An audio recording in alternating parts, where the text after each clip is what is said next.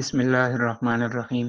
زکوٰۃ ادا نہ کرنے کے نقصانات میں سے ایک یہ ہے کہ انسان مرتے وقت زکوٰۃ اور صدقہ دینے کی تمنا کرتا ہے، چنانچہ اس بارے میں ارشاد باری تعالی ہے وَأَنفِقُوا مِمَّا رَزَقْنَاكُم مِّن قَبْلِ أَن يَأْتِيَ أَحَدَكُمُ الْمَوْتُ فَيَقُولَ رَبِّ لَوْلَا أَخَّرْتَنِي إِلَىٰ أَجَلٍ قَرِيبٍ فَأَصَّدَّقَ وَأَكُن مِّنَ الصَّالِحِينَ۔ پارہ نمبر 28، سورۃ المنافقون، آیت نمبر 10 ہے۔ ترجمہ سماعت فرمائیں۔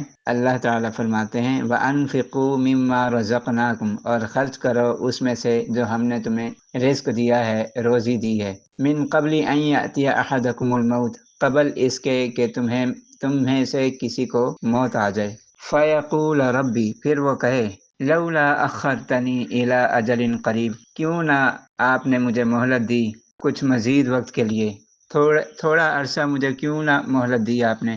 فاصدق، کہ میں صدقہ کرتا، واکن من الصالحین، اور ہو جاتا نیک لوگوں میں سے۔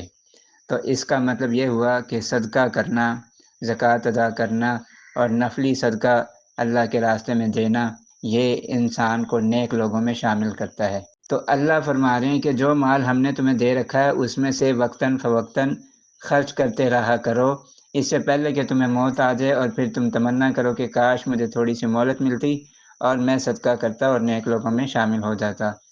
تو اس سے مراد، صدقہ کرنے سے مراد دونوں چیزیں ہیں، زکوٰۃ ادا کرنا بھی شامل ہے اور صدقہ دینا بھی شامل ہے۔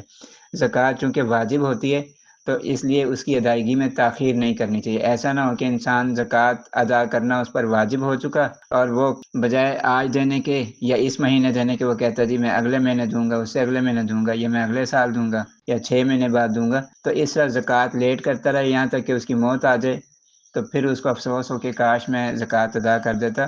تو اس لیے زکوٰۃ کی ادائیگی میں جلدی کرنی چاہیے۔ اسی طرح نفلی صدقہ ہے تو وہ بھی اکثر اوقات کرتے رہنا چاہیے تاکہ کل کو انسان کو کوئی ایسی حسرت نہ پیش آئے کہ کاش میں نے صدقہ کیا ہوتا، کاش میں نے زکوٰۃ دی ہوتی تو آج میرے ساتھ یہ معاملہ نہ ہوتا۔